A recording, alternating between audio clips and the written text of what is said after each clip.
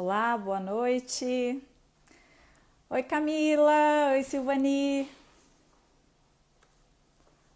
Boa noite, pessoal. Vamos entrando. Oi, mãe.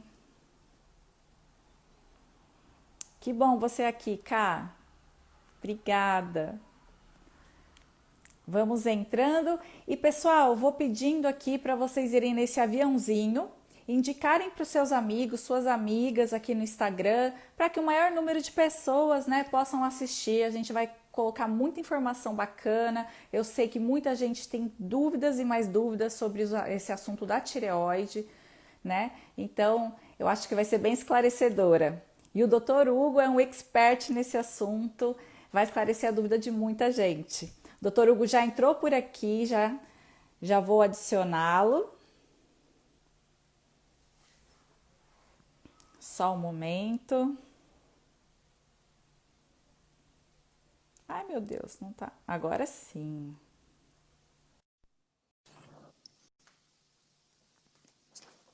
Boa noite, pessoal.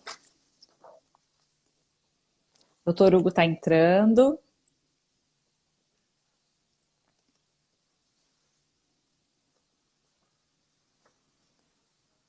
Vamos chegando, pessoal. Tá conectando aqui. Já adicionei você, Dr. Hugo. Só aceitar.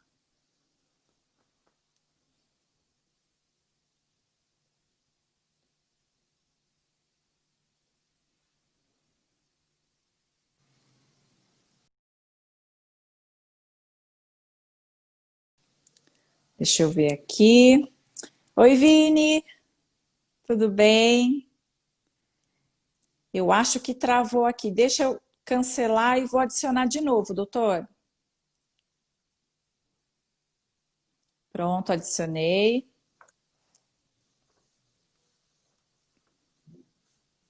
Oi, Vi. Só mais um momento que o doutor Hugo está chegando.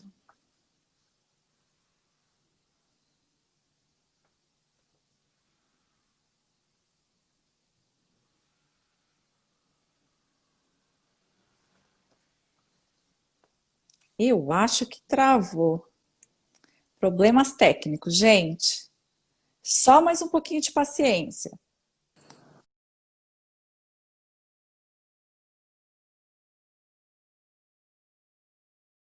Agora vai.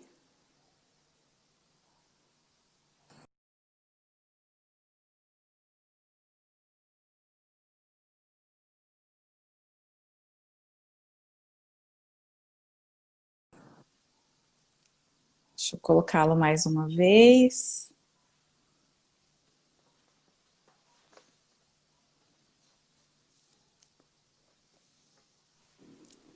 Pronto. Oi, doutor. Agora Agora foi. foi. Desculpa.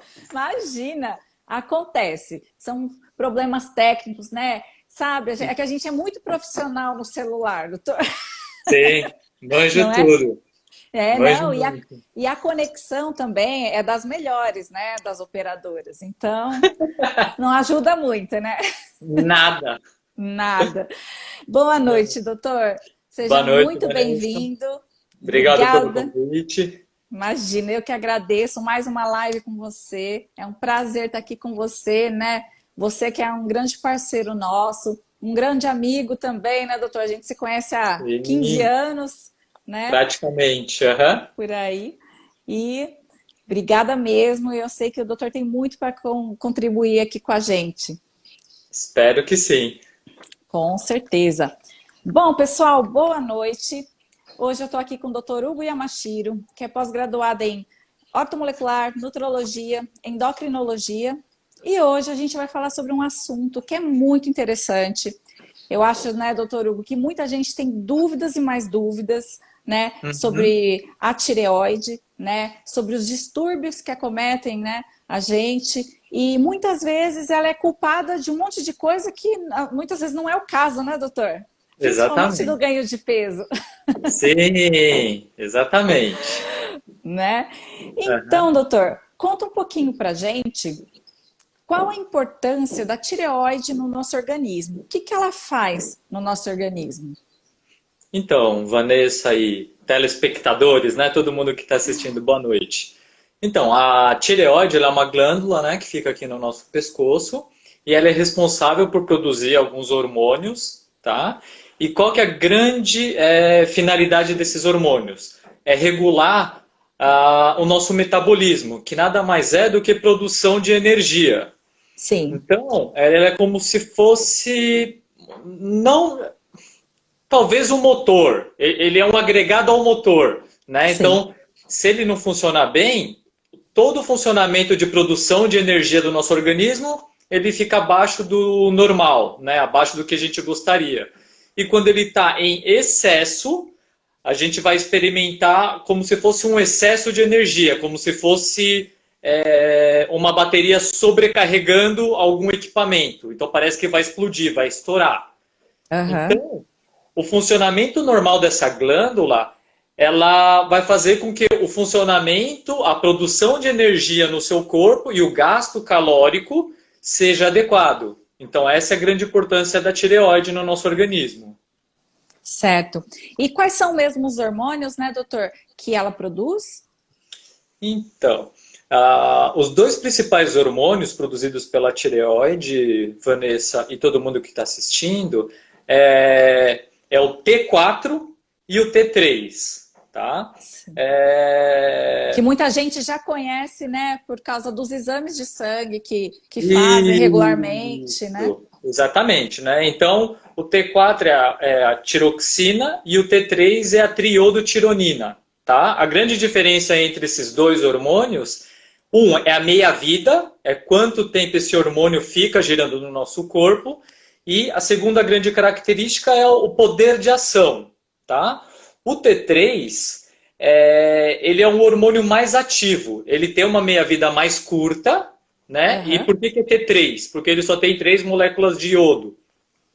Então, ele tem uma meia-vida mais curta, mas ele age com maior afinidade no receptor. Então, como a gente conversou naquela outra live, né? Para quem não assistiu, é importante entender, ação hormonal é tudo uma questão de ligar a chave na fechadura, né? Aham. Então, o hormônio ele tem que ligar no receptor hormonal. E no corpo humano, a gente tem predominantemente receptor de T3, né? Não é de Certo. T4. Uhum. Então, o T4, a grande vantagem dele é a meia-vida longa, né? Então, ele fica rodando no nosso organismo mais do que 24 horas. E quando Aham. o corpo, né, quando o órgão interpreta que precisa de ação hormonal, esse T4 se transforma em T3, né? Vem uma enzima, tira o iodo do T4, ele vira T3, e o T3 vai e age no receptor e faz com que haja produção de energia. Então, esses dois hormônios são os mais importantes, o T4 e o T3. Certo. E o que eu ia perguntar para você, esse é para a regulagem desses hormônios, doutor, quais os nutrientes mais importantes? Então, a gente já citou, o iodo, O né? iodo. Tanto que tem um grupo de médicos, não é um consenso ainda mundial, né? Então não são todos os médicos que concordam, mas Aham. existe um grupo de médicos que acha que a população humana atual sofre de uma carência de iodo. Então eles Sim. são a favor de se repor iodo para que a função da tireoide melhora, tá? E tem uma outra Travou aqui que alguém me ligou. mas todo mundo pegou, então tem uma Acontece de vez em parcela quando. de cientistas que acham que todo mundo precisa tomar iodo para repor, né, para ter um melhor funcionamento da tireoide, e tem um outro grupo de médicos e cientistas que acham que hoje a gente sofre até uma sobrecarga de iodo Uhum. e que a gente não deveria fazer essa reposição.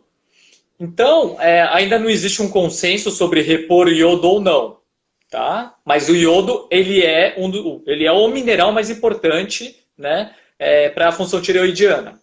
Um outro elemento importante para o funcionamento de enzimas que trabalham na tireoide é o selênio, tá? Então, o selênio ele participa de várias enzimas que fazem a produção do T4 e do T3 e que também participam da transformação do T4 no T3. Então, são dois importantes. E um terceiro, que às vezes a gente acaba esquecendo, é o ferro.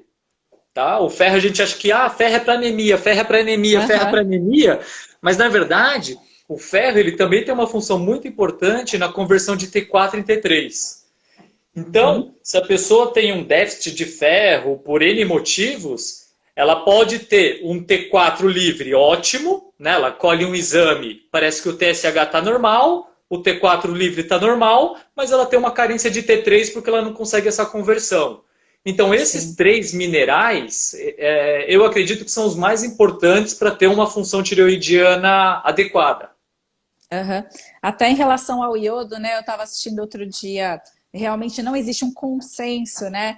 O Larry Ribeiro falando de existe uma pesquisa chamada Aid Haynes, que os Estados Unidos faz a cada 5 anos para calcular o nível de nutrientes que tem na alimentação do americano, né? Então, os americanos hoje consomem 30% menos iodo do que há 30 anos atrás.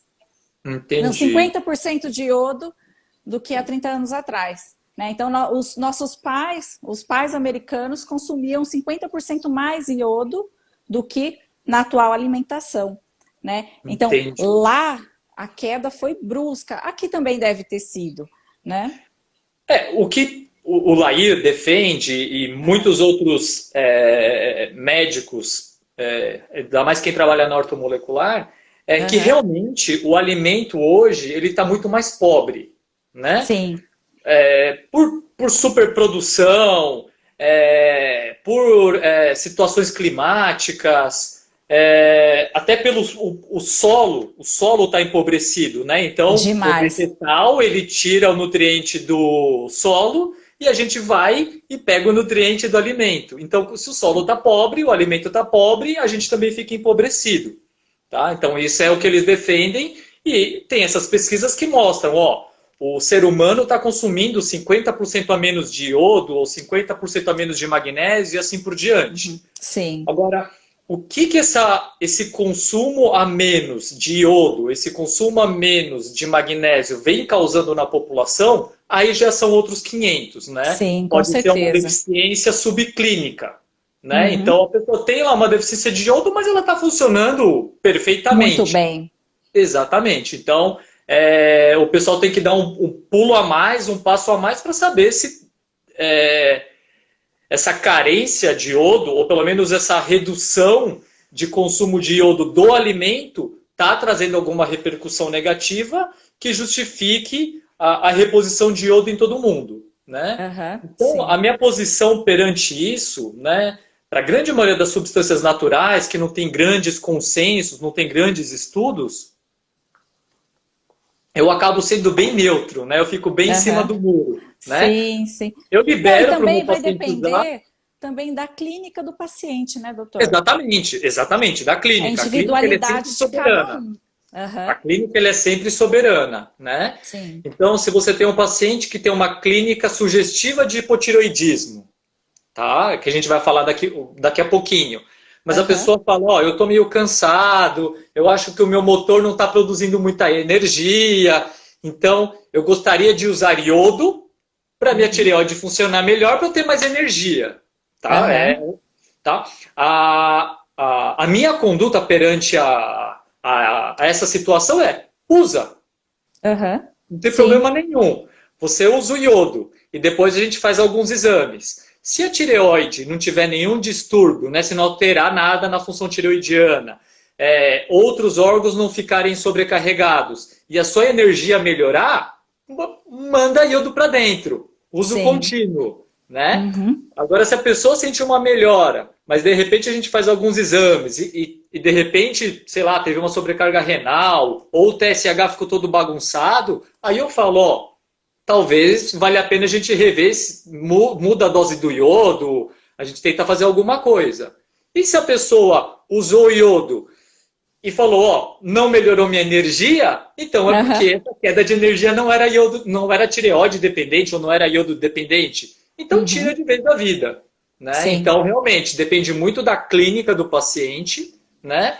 E o que ajuda também na clínica, né? E hoje a gente tem todo esse aparato, a gente tem todo esse conforto, é de pedir Aham. exame, né? Sim. Então o Uhum. exame ele também vai ajudar a nortear o tratamento, se tem necessidade ou não. Sim, tá certo. E doutor tocou no assunto do hipotireoidismo, né? Que eu acho que é um assunto muito comentado, principalmente quando se fala até de obesidade. Isso. Conta pra gente o que é o hipotireoidismo e também depois a gente fala do subclínico, Ah, né? então vamos. Então, o hipotireoidismo é quando a tireoide está funcionando a menos. Hipo, para baixo. Então, ela está funcionando a menos do que ela deveria, tá? E tem várias razões para ela funcionar de forma mais lenta ou para ela parar de funcionar, tá bom? Então, pode ser mecânico. Então, tem gente que tira a tireoide, então ela não vai Aham, funcionar mais porque não tem a glândula. Pode ser sim. químico, radioterapia, iodoterapia, né? Existe um tratamento que é com iodo radioativo, que é para destruir a tireoide. Então, ele pode ser químico. Tem algumas outras drogas, né? Alguns fármacos, alguns antiarrítmicos, que também fazem com que a função da tireoide vá para a cucuia, né? Fique Uhum. ruim. Só que a principal causa de problemas para hipotiroidismo, para ela funcionar a menos, é uma doença autoimune, né? Então a gente tem lá a nossa classe de anticorpos, né, que deveriam nos defender de vírus, fungos e bactérias, e em algum momento da vida da pessoa, esse anticorpo sofre um tilt, né, e Aham, ele começa a atacar a tireoide. Tá? E a sim. tireoide sendo atacada de forma crônica, chega uma hora que ela para de funcionar, né? E daí a Uhum. pessoa vai ter uma clínica de hipotireoidismo, né? Então ela vai reclamar que a produção de energia está mais baixa, né? Você Então ela começa a fala, sentir ó, muita fadiga, né? exatamente, é um cansaço crônico, sonolência excessiva, a musculatura ela fica mais fraca, o metabolismo geral fica mais lento. Ou seja, se a pessoa continuar comendo exatamente o que ela comia, fatalmente ela vai ganhar um pouquinho de peso por conta que ela está gastando menos porque o metabolismo está mais lento, né? Aham. Outros órgãos que dependem de energia, né? Que é pele, unhas e Unha, cabelo, né? cabelo. Que são órgãos que têm uma grande troca celular diária. Começa tudo a ficar lentificado, então tem uma redução de cabelo, a unha fica fraca, a pele fica diferente, fica ressecada e assim por diante. E daí, Aham. ela procurando um colega, né, um médico, ele vai ver a clínica, ele vai juntar com alguns exames e vai fechar o diagnóstico, né? Que tem uma falta de hormônio tiroidiano. E Uhum. depois, tem médico que quer descobrir a causa, né? Se é o tal do hipotiroidismo de Hashimoto, ou ele fala, Sim. bom, nem quero saber, toma hormônio tiroidiano para sempre. Aham. Então, esse é Certo. o famoso hipotiroidismo, é quando ele funcionar a menos, então o corpo, de uma forma geral, funcionaria de forma mais lenta. Sim. Tá? E altera também até a temperatura, né, doutor? Aquelas pessoas Isso, que no calor, no verãozão, todo mundo com calor, só ela com frio, né? isso, Essa alteração na exatamente. temperatura. Aí é um indício Porque também, né, de hipotireoidismo. Isso, porque nessa nossa produção energética, né, o nosso motor, ele é ótimo, né, Uhum. mas ele tem, assim, uma grande parte da energia que a gente produz, ela é perdida em forma de calor. A gente não consegue utilizar a nossa energia em 100%. A grande Uhum. maioria ela é perdida como calor. Então, se você tem uma produção baixa de energia, você vai produzir menos calor. Então, Sim. você vai sentir mais frio, né? Então é aquela Uhum. pessoa mais lentificada, mais friorenta e, e daí o exame vai ajudar a nortear, né? E tendo a Aham. necessidade, a gente vai fazer o tratamento. E daí o tratamento clássico é com o Uhum. T4, né? Que é a levotiroxina, né? Que é o que está Sim. classicamente tem no mercado. E daí, como ele Uhum. tem uma baixa absorção, a gente sempre orienta os pacientes a tomar o medicamento em jejum, né? Então acorda, toma com água e espera pelo menos 45 minutos para comer qualquer outra coisa, suco, leite, etc. Né? A Aham. grande maioria não tem essa paciência, acaba se alimentando um pouco antes e daí você não vai estragar o tratamento. Mas Aham. eventualmente você tem que usar uma dose um pouco maior da levotiroxina para compensar essa queda de absorção. Sim, é verdade. A absorção é jejum dependente realmente, né? Você vai ter Isso. a máxima performance do fármaco tomando em jejum, realmente. E de manhã, às vezes, você realmente esquece, porque eu tomo, às vezes eu esqueço de tomar logo na hora que eu levanto da cama, aí acabo antecipando o meu café da manhã, Aham. Não, então, né? o que eu falo para os meus pacientes, Vanessa, e é importante, acho que todo mundo que está assistindo entender, que o nosso corpo ele é muito dinâmico, tá? Aham, Então, a nossa própria produção de hormônio tireoidiano, ela não é reta, né? aham, Ela tem os seus altos e baixos. Então, sim, um dia ou outro, você tomar um pouco mais cedo, um pouco mais tarde, esqueci, aham, aham, tanto, desencana. Não, não é uma doença letal, né? Então, aham, pode ser sim. que o dia que você esqueceu ou tomou junto lá com o café, talvez você fique um pouquinho mais lentificada, mas não é nada absurdo, nada absurdo. Uhum. E doutor, uma dúvida também. Tomar só o T4 é suficiente ou sempre deve se associar ao T3? Eu sei que é polêmico. Polêmico, polêmico, né? Então, como eu estava falando em minutos anteriores, né, dessa nossa conversa, Vanessa, o hormônio propriamente, o que vai ligar no receptor, é muito mais o T3. Só que Sim, qual que é a grande vantagem de você tomar T4? É a meia-vida, sim, né? é mais Então, a longa. gente faz uma reserva de T4 no corpo, que tem uma meia-vida longa, e quando o corpo interpreta que você precisa daquela produção energética, ele vai dar aquele sinal para conversão de T4 e T3, e o T3 vai lá e tem ação, tá bom? Aham, certo. Porém, né? Existem algumas doenças e algumas deficiências, algumas carências, né, vitamínicas e de minerais, subclínicas, que fazem com Uhum, que essa conversão de T4 em T3 ela fique aquém, né? uhum, Então a pessoa assim, vai aumentando a dose do T4, né, e vai tomar. Então começa com 50 microgramas de levotiroxina, não melhorou, vai para 75, setenta vai e para cinco. 100. Vai ver, já está tomando 200 microgramas de levotiroxina e não está melhorando, né? Sim. Então, talvez essa pessoa tenha uma baixa conversão de T4 e T3, né? Uhum, Então, aí está muito bem indicado você dar o T3 junto. Agora, a aham, grande desvantagem do T3 é a meia-vida, né? A meia-vida uhum, do T3 é aproximadamente 8 horas. Então, quando a gente repõe o T3 nos pacientes, a gente acaba deixando de 8 a 8 horas. Então, aquele remédio certo. que você tomaria de manhã quando acorda, ele fica café, almoço e janta, Sim, né? tem que tomar mais vezes, exatamente. O Exatamente. Kleber Então, perguntou aqui, doutor, qual a proporção de T4 e T3? Depende, né? depende muito, depende muito. Quando a gente pega, assim, quando a gente vai fazer reposição, tá? Então, na reposição hormonal, que acho que é mais fácil da gente falar. Sim. Se uma pessoa ela precisa tomar 100 microgramas de levotiroxina de T4 por dia, e eventualmente a gente vai repor T3, geralmente a soma das 3 doses do T3 tem que ser equivalente a 100 microgramas. Então a gente daria Certo. 30 microgramas de manhã, à tarde e à noite. Pronto. Isso se ela Uhum. for usar só o T3 isolado, tá? Se Certo. de Aham. repente ela for usar de forma concomitante, conjunta, o T4 com o T3, aí a gente vai começando com uma dose baixa e vai analisando. Aí não Aham. existe uma proporção exata. Certo. E a Fernanda também perguntou aqui, doutor, se gestante com a tireoidite de Hashimoto, se ela precisa tomar algum remédio, se ela pode tomar. Vamos lá. Então, o que é tireoidite de Hashimoto, né? Isso, vamos. Então, É uma doença autoimune, né, doutor? isso, então é o que eu estava explicando, né? A gente tem os anticorpos que de repente eles sofrem um tilt, começam a atacar a tireoide e no primeiro momento ela inflama, Aham. tá? Nesse momento de inflamação, a gente chama ela de tireoidite. Ponto. Essa tireoidite, ela pode ter manifestações como hipertireoidismo ou hipotireoidismo, tá? Certo. Então tem que diferenciar direitinho. Tireoidite é só quando ela está inflamada, ponto, tá?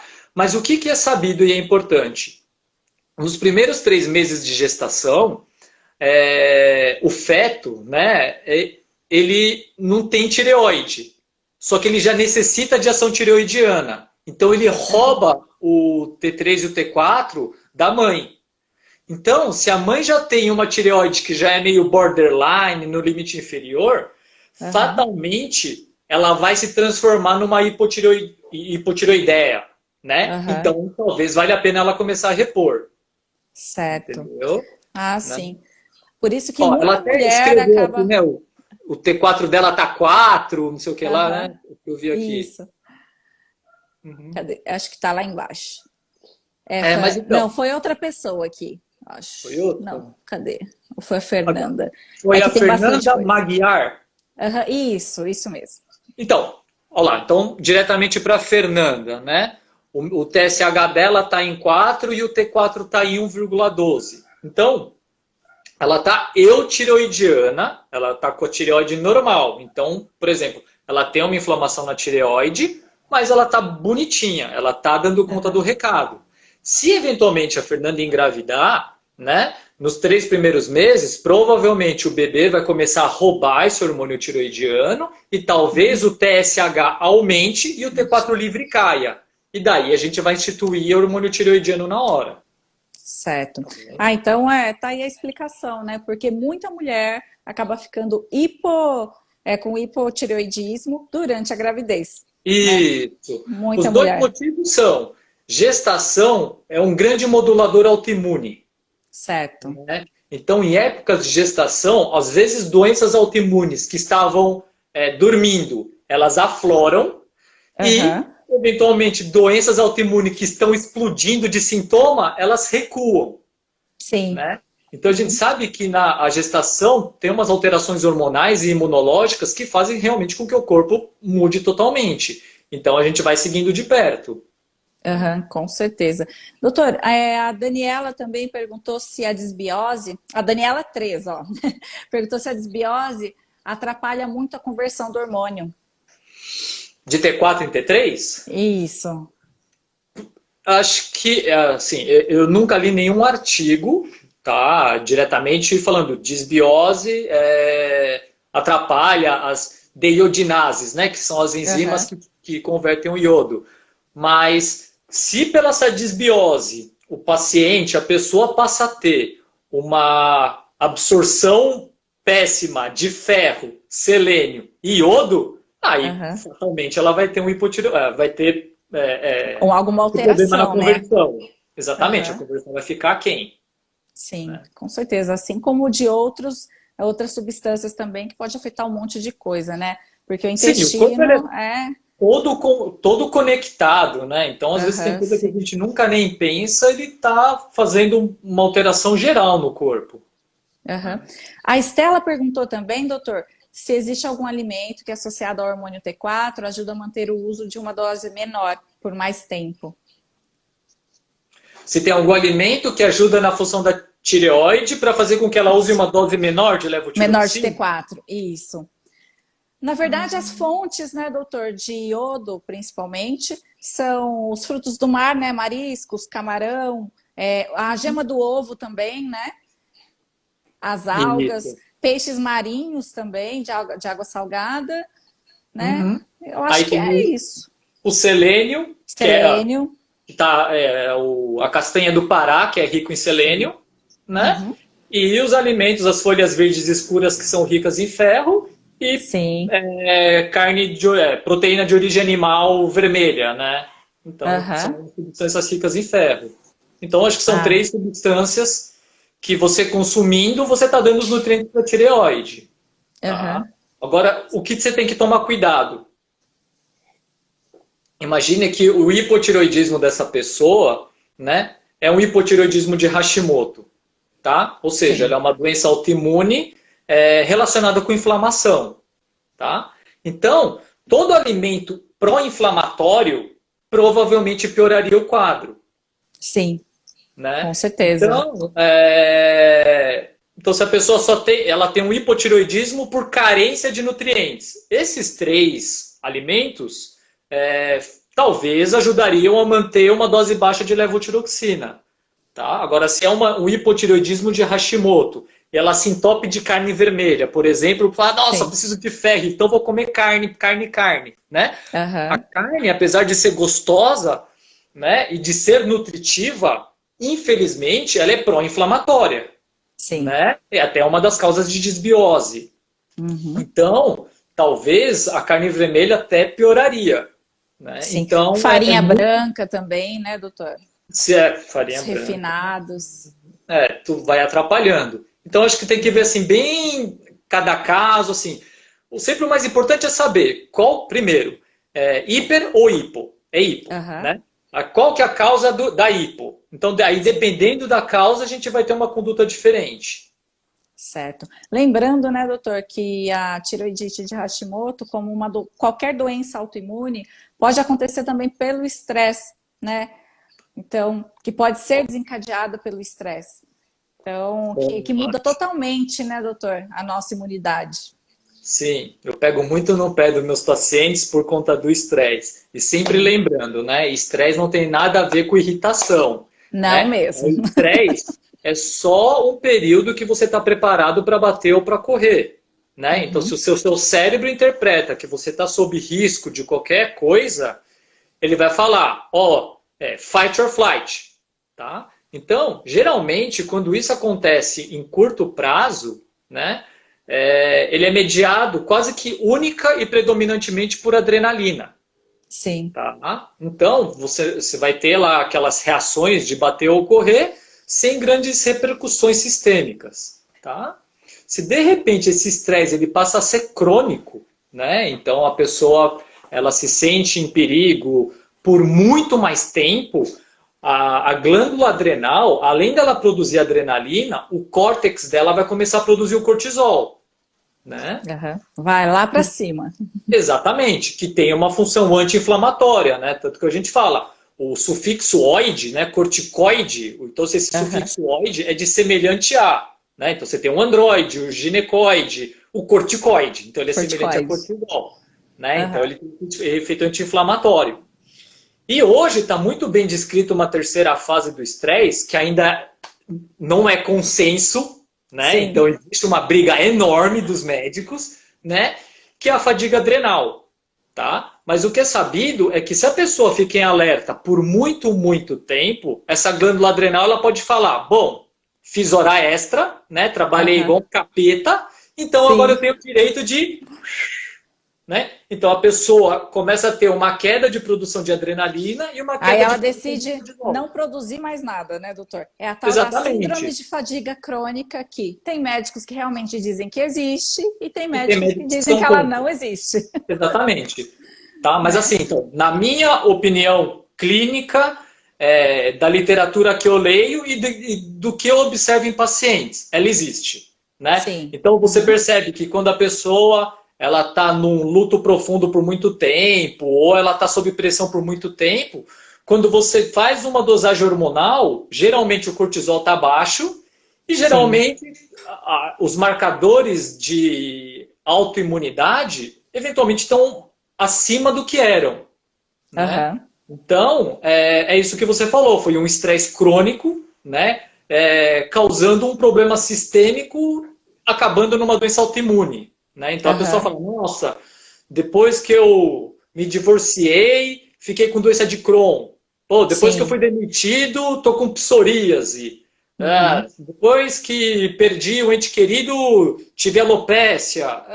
Então, Eu eu sou costumo dizer muito. que eu comecei a viver depois que eu conheci o cortisol, né? Porque eu tive uma falência adrenal realmente, então por isso eu acredito nisso, porque era um cansaço que não era meu, né? Não era eu ali. Então, quando eu comecei a repor o cortisol, que eu já não produzia, o cortisol lá no pé, nos exames, né?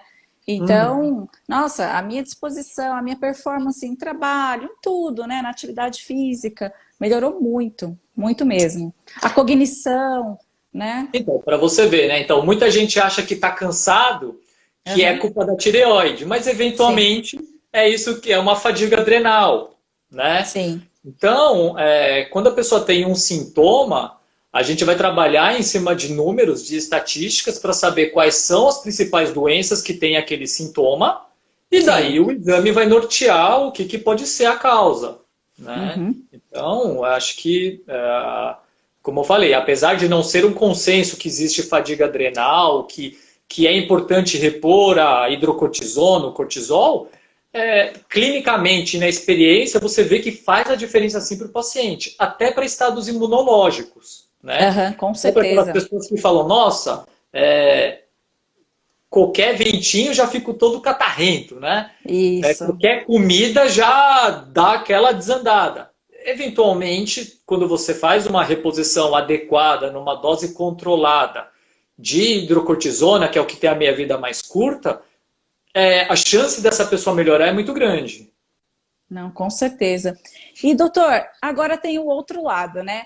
E o hipertiroidismo? Conta pra gente, que é quando realmente a gente produz muita energia, que também não é legal. Não é, não é. É energia, é igual você pegar um equipamento que é 110 e você liga na tomada 220. Sim. Né? De vez ele funcionar 2 vezes mais rápido, ele explode. Então é Aham. mais ou menos o que acontece com o nosso corpo. Se a gente tem uma produção exacerbada de energia, órgãos começam a trabalhar de forma mais rápida. Então, por exemplo, o nosso coração, que está lá funcionando, está batendo de 60 a 80 batimentos por minuto, de repente ele tem uma carga energética absurda, ele começa a bater a 120. Né? Sim. Na hora de dormir, é um momento que você não precisa ter energia, é um momento que você vai estar você está relaxando para dormir. O hipertiroideu, ele não tem sono, né? Ele tem Aham. energia para fazer qualquer coisa, né? Sim. Ele tem tremor também, né, doutor?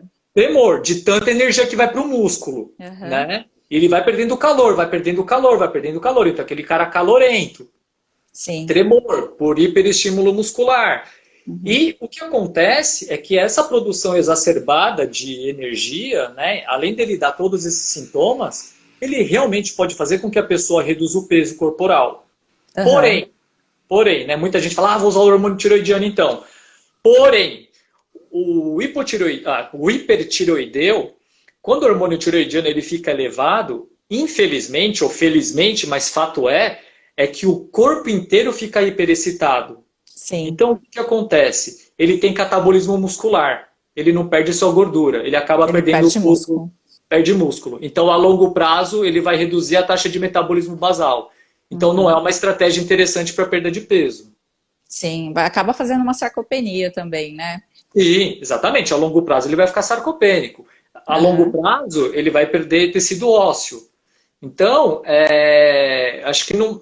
Como eu Não falo, vale a né? pena, né? Sempre tem que estar equilibrado, né? Então, energia demais é ruim, energia de menos é ruim, cortisol demais é ruim, cortisol de menos é ruim, levotiroxina e T3 demais é ruim, de a menos é ruim. Então, você sempre tem que ter um equilíbrio, né? Ferro, Sim. ferro a mais é ruim, ferro a menos é ruim.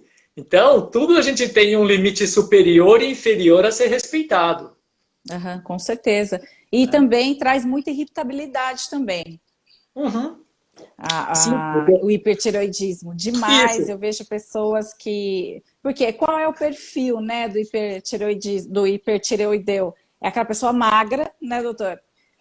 Muitas vezes é irritadíssima, agitada demais, que realmente não para. Esse é o perfil. Então, a irritabilidade também incomoda bastante. Isso, porque é uma hiperexcitação cerebral. Né? Então, Aham, um cérebro hiperexcitado, hiperestimulado, realmente, qualquer faísca ele explode. Né? Ele não vai respirar, ele não vai racionalizar. Né? É papum, responde na lata. Então, aham. realmente, você vai ter uma repercussão, sim, emocional no sistema nervoso central, com certeza. Certo. E, doutor, conta pra gente sobre o bócio. O que é o bócio? Então, o bócio, a princípio, é uma tireoide grande. Né? Aham, Então, ela pode acontecer por alguns motivos. Então, a princípio, o que eu falo para as pessoas é assim: você sempre tem que diferenciar quando você olha para um órgão. Então, vamos olhar a tireoide, tá? Que é o órgão hoje em debate.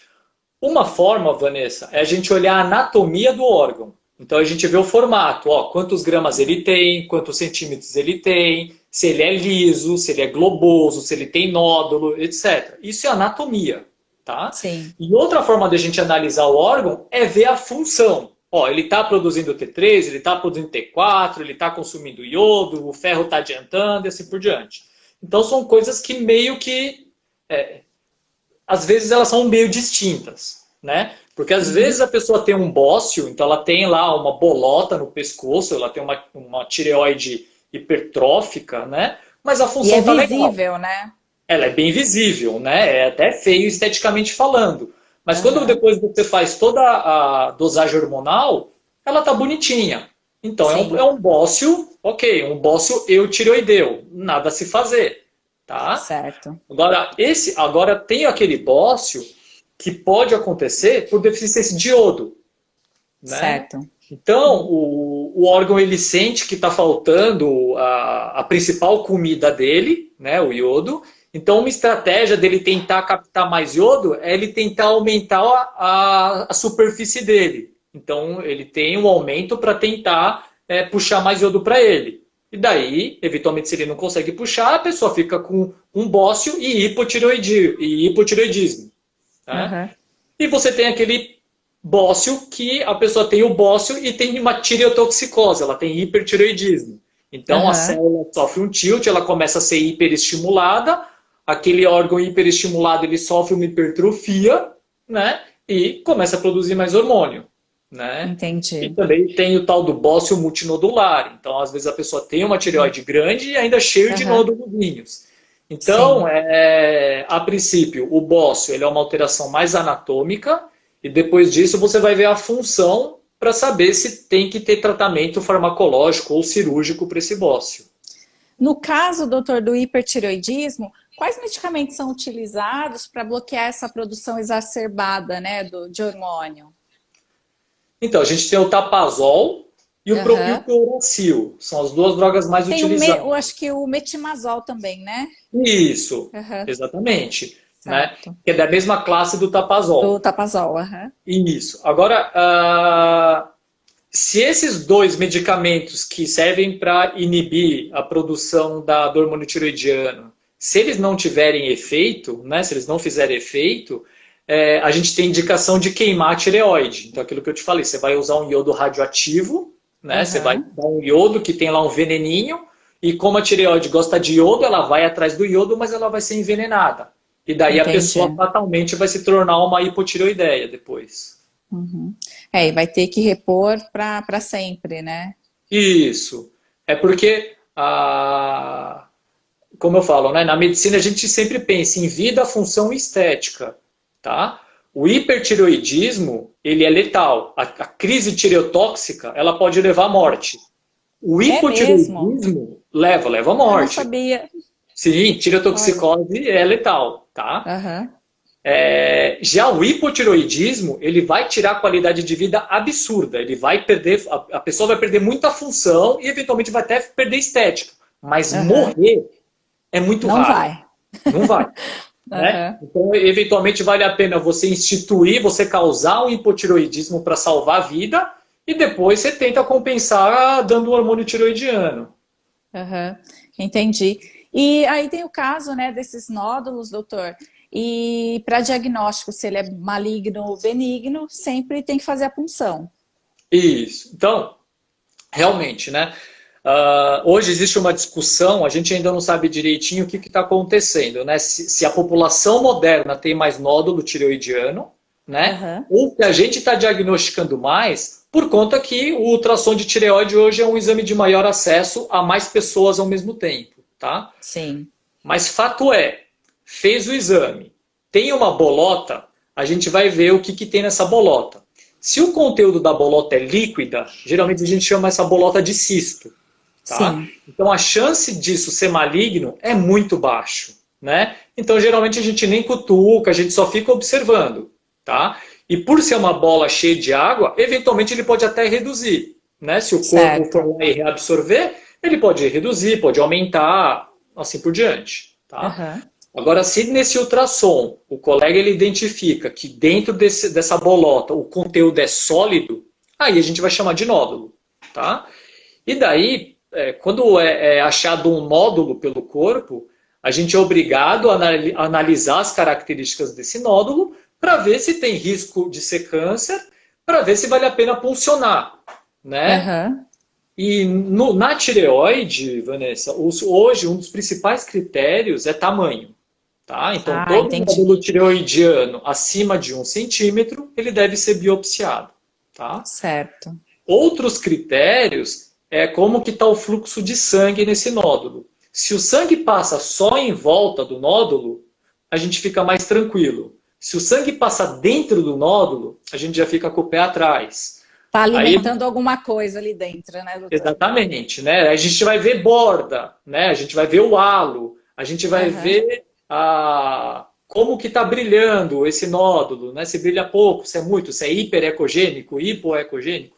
E daí, então, todas essas características a gente vai colocando na balança e vai ver, ó, existe um risco de ser câncer. Bom, vai para a punção. Né? E depois da Entendi. punção, vai ter uma classificação, que a gente chama classificação de Bethesda, né? Que é uma classificação universal. Então, se a gente fizer a punção e o laudo sair em português, se a pessoa tiver ir lá para a China e o médico chinês lê o Bethesda, ele sabe do que está se tratando. Né? Então, é uma Uhum. linguagem universal para a gente falar sobre tireoide no mundo inteiro. Entendi. E no caso do câncer, doutor, de tireoide, sempre que é feita a cirurgia, é removida toda a tireoide? Deve ser Hum, removida essa tireoide? Ou Então, apenas aquele nódulo, né? então, como que funciona, Vanessa? E para todo mundo que está assistindo. Quando a classificação de Bethesda vem de 1 para 2, tá? É porque provavelmente o nódulo é benigno, então Aham. acompanhamento só com ultrassom, tá bom?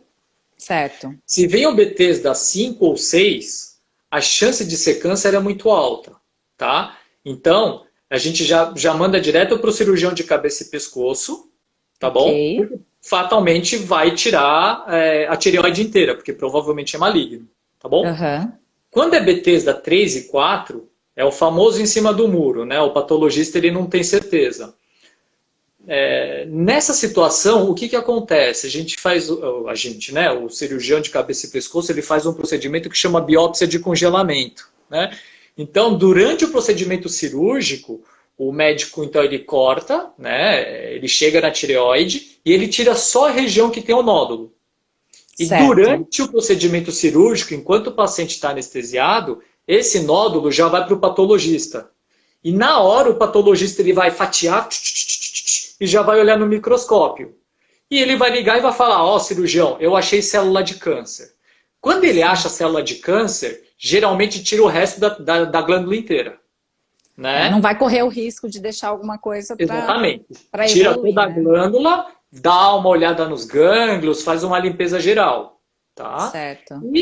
E se eventualmente o patologista fala, ó, não achei célula de câncer, é um nódulo benigno, né? Aham. Pronto. Aí a pessoa só vai fazer a tireoidectomia parcial, ele só vai tirar aquele local onde estava aquele nódulo benigno e fica com a metade da tireoide, que geralmente consegue dar conta do recado. Olha que legal. Aham. A Então, Fernanda perguntou aqui, doutor, ela falou que ela tem dois nódulos vascularizados, acho que é grau 4, e que ela fez punção há pouco mais de 5 anos. Ela perguntou, ela acompanha com ultrassom e perguntou se ela deve puncionar novamente. deve.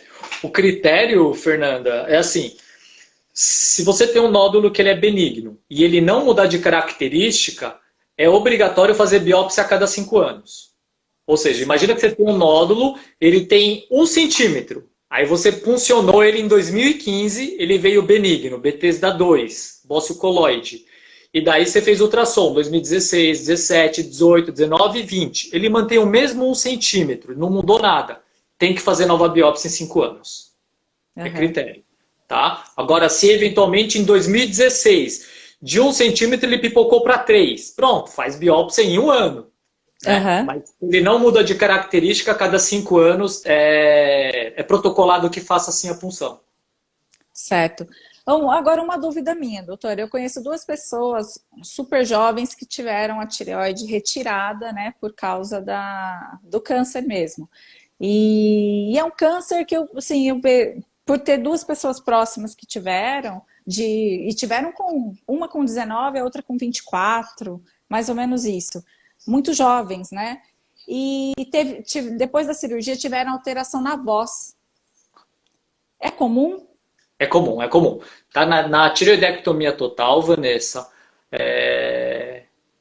sempre quando você vai, o paciente, né, vai conversar com o cirurgião de cabeça e pescoço, ele vai falar que realmente um dos principais efeitos pós-operatório é rouquidão, tá? Sim. Porque ele fica, quando ele vai fazendo a tireoidectomia total, é muito comum ele passar bem perto da corda vocal, né? Ah, Então, entendi.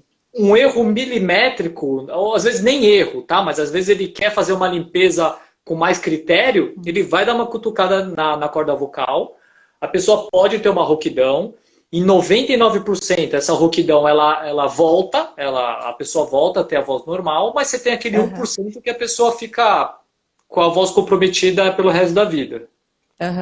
Entendi. É que a proximidade é muito grande, né? Isso. E acaba interferindo mesmo.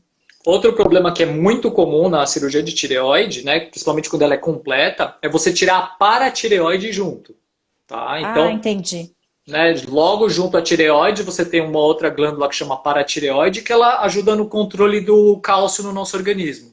Então, que é o famoso paratormônio, né, doutor? Exatamente. Então, quando você faz uma tireoidectomia total, fatalmente ou geralmente vai perder o paratormônio, né? Então a pessoa tem um distúrbio de cálcio absurdo, né? Também é passageiro, tá? Geralmente o corpo ele tem a função de se autorregular. Depois de uns 2 meses, o cálcio fica bonitinho de novo. Aí, né, doutor, em relação à obesidade, né, como a gente estava falando do hipotireoidismo, porque muita gente culpa a obesidade dizendo que a culpa é da minha tireoide, realmente meu metabolismo é lento demais. E nem sempre é isso, né, doutor?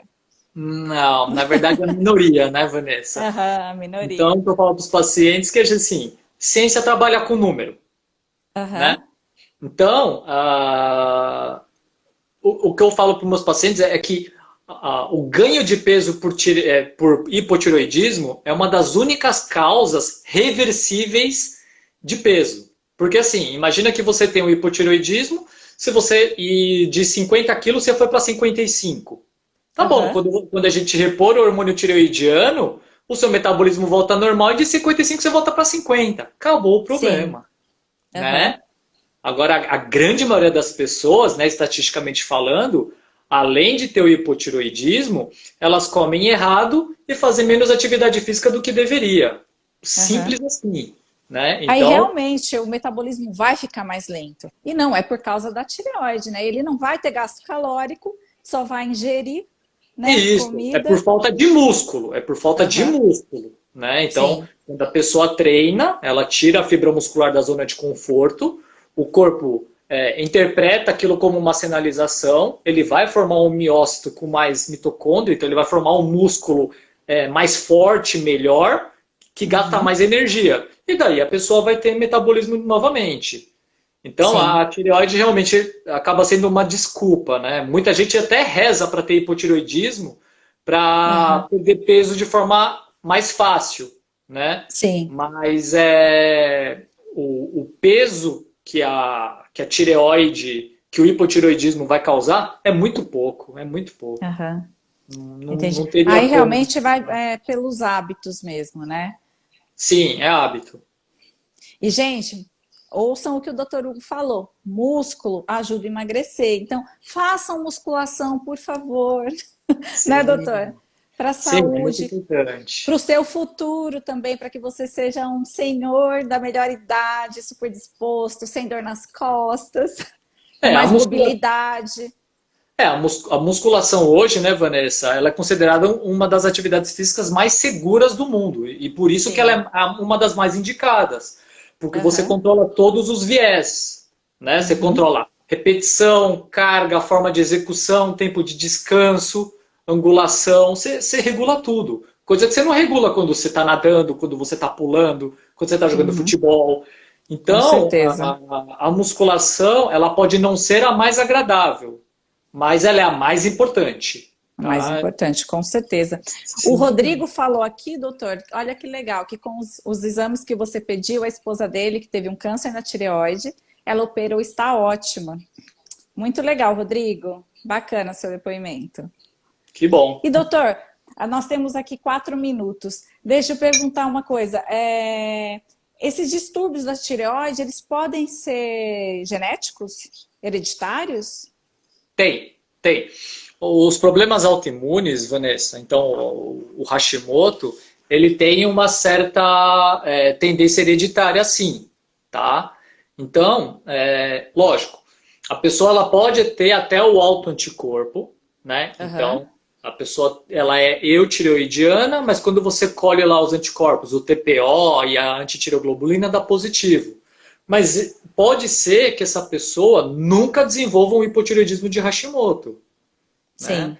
Uhum. Então, às vezes a família inteira tem, aí a pessoa também tem, mas às vezes ela não desenvolve a doença. Ela tem o anticorpo, o autoanticorpo, mas ela não desenvolve a doença. Mas a hereditariedade de formar autoanticorpo, ela existe, tá? Existe, né? E as crianças também podem ter. Pode. Uhum. Só que tem que tomar cuidado, né? Aí é o que eu falo, né? O médico ele tem que tratar paciente, ele não pode ficar tratando exame, né? Sim. Então, às vezes eu pego algumas mães com as crianças que falam: Nossa, o exame do meu filho está alterado, eu tenho que tomar hormônio, tal. Fala, respira, né? Aham. Vamos repetir o exame, porque os hormônios eles são liberados em pulsos, né? Certo. Então, se eventualmente na hora da coleta ou estava aqui ou estava aqui, ele vai vir alterado, né? E se a criança não tem clínica alguma, opa, então dá tempo de você respirar, repete o exame, etc. Mas sim, criança pode ter distúrbio de tireoide. Ah, olha só. Essa também eu não sabia, Sim, tem né? que investigar. Eu Certo. sempre investigo. Tá ótimo, doutor. Quer deixar mais algum recado final? Estamos Acho finalizando que aqui. não. Não Eu sei, achei muito esclarecedora. eu tô vendo aquele nosso roteiro, né? Acho que Aham. não, né? Tá tudo Eu bem acho tranquilo. que falamos tudo, né? Aham. O doutor Laí Ribeiro, ele fala também ele fala que 50% dos brasileiros têm algum distúrbio da tireoide, né? Aí ele fala que desses 50%, metade não é diagnosticada. A metade dessa metade que não é diagnosticada não é bem tratada também, né? E isso acontece até por falsos resultados, como o doutor falou, né? Dos pulsos dos hormônios. É. E assim, o que eu falo, né, Vanessa? Quando a gente faz um exame de sangue, dá tempo ainda de falar? Acabou? Dá, rapidinho, dá sim. Então, para as pessoas entenderem, quando a gente faz o exame de sangue, Vanessa, quando você está dosando hormônio, você só está dosando a chave, você não está dosando Aham. a ligação da chave na fechadura. Sim, Então, eventualmente a pessoa tem a chave, mas a maldita chave não liga na fechadura. Então, a é, pessoa tem a clínica de um hipotiroidismo. Então, por isso aham, que a gente fala, não pode ficar tratando o papel. Você tem que com conversar com o seu certeza. paciente, você tem que ver os A sintomas. clínica, não, com Exatamente, a certeza. clínica é sempre soberana. Aham. Esse é o melhor recado. E sempre procurem, gente, um profissional habilitado, com experiência, né? Não se tratem sozinhos. Infelizmente, o T4 você pode comprar na drogaria abertamente, mas não tomem esse medicamento sozinho, porque você não sabe se você realmente tem a deficiência, se é necessário para você, senão você pode ter um outro distúrbio pior ainda, É, né? Bom, finalizando aqui, doutor, muito obrigada pela sua participação em mais eu uma que agradeço. live muito esclarecedora. Eu acho que ajudou Que bom. muitas pessoas aqui. Pessoal, obrigada pela audiência e nos Obrigado, vemos em hein? breve. Um abraço, doutor. Tchau, Boa Vanessa. noite. Obrigado. Tchau, Até. tchau. Até.